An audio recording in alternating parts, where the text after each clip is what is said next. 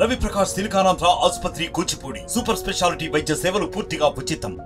పశ్చిమ గోదావరి జిల్లాకు సంబంధించి ఇటు ఎన్డీఏ కూటమి అభ్యర్థులు 7 నియోజకవర్గాల ఎమ్మెల్యే అభ్యర్థులతో పాటు ఇటు నర్సాపురం ఎంపీ అభ్యర్థితో కూడా చంద్రబాబు నాయుడు కీలక సమావేశాన్ని పాల్గొల్లో ఒక ప్రైవేట్ హాల్లో నిర్వహించారు. ప్రస్తుతం అక్కడ ఏమి చర్చించారు భూపతిరాజు శ్రీనివాస్ వర్మ ఎవరైతే నర్సాపురం ఎంపీ అభ్యర్థి ఉన్నారో ఆయన అడిగి తెలుసుకుందాం. సార్, చంద్రబాబు నాయుడు మీకు ఎటువంటి సూచనలు సలహాలు ఇచ్చారు, ఏం జరిగింది లోపల?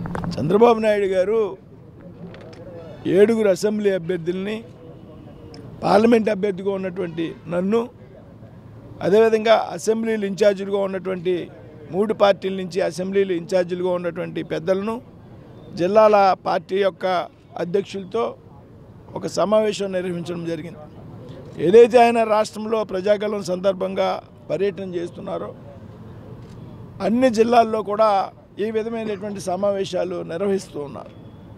అందులో భాగంగా ఈవేళ ఇక్కడ సమావేశం ఏ విధంగా చక్కటి సమన్వయంతో ముందుకు వెళ్ళాలి, పొత్తుల సందర్భంగా ఏమైనా చిన్నటువంటి అంశాలు ఉంటే వాటినన్నీ కూడా సరి చేసుకుని చక్కగా సమన్వయం చేసుకుని విజయమే లక్ష్యంగా పనిచేయాలి, పెద్ద మెజార్టీ సాధించే దిశగా మనం వెళ్ళాలి, ఎక్కడా నిర్లక్ష్యం వహించకూడదు అనేటువంటి విషయాల్ని చెప్పడం ద్వారా 3 పార్టీల నాయకులతో అభ్యర్థులతో మాట్లాడడం జరిగింది. చంద్రబాబు నాయుడు కూడా గత రాత్రి జరిగిన సమావేశంలో మీ సేవలను కొనియాడారు. పార్టీకి సేవ చేయడం వల్ల మీలాంటి వ్యక్తికి టికెట్ రావడం వల్ల కూడా ఆనందించిన పరిస్థితి. దీన్ని ఏ విధంగా చూస్తారు?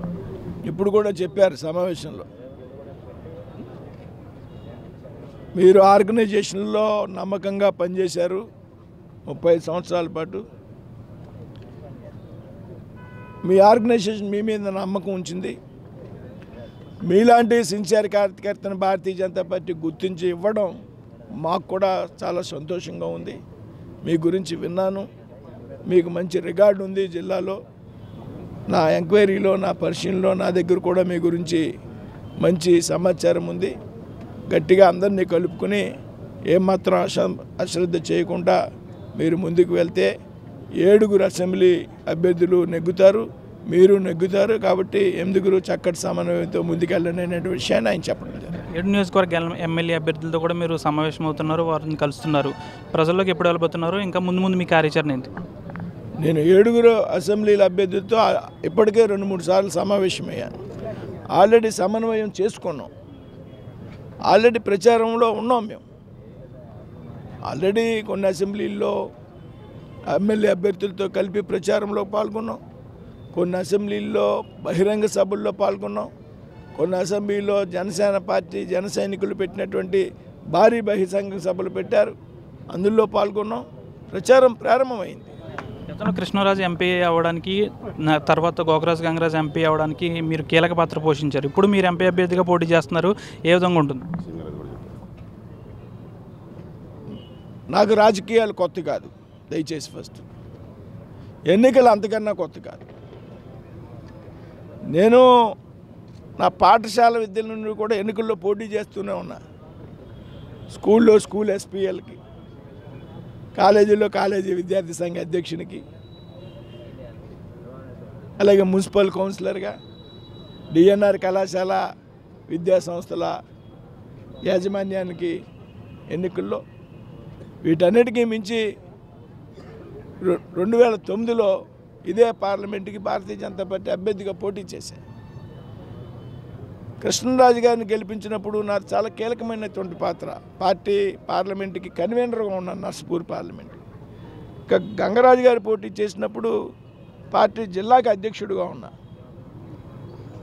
2009లో నేనే పోటీ చేశాను స్వయంగా.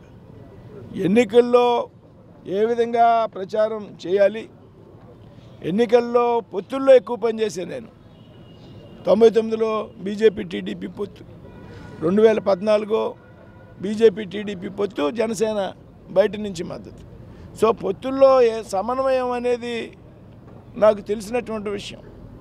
సమన్వయం ఏ విధంగా సాధించాలి, గతంలో కూడా ఈ పొత్తులు ఉన్నటువంటి సందర్భంలో ఏమైనా చిన్న డిఫరెన్సెస్ వస్తే వాటిని సమన్వయం చేసేటువంటి బాధ్యత నేనే తీసుకునేవాడిని.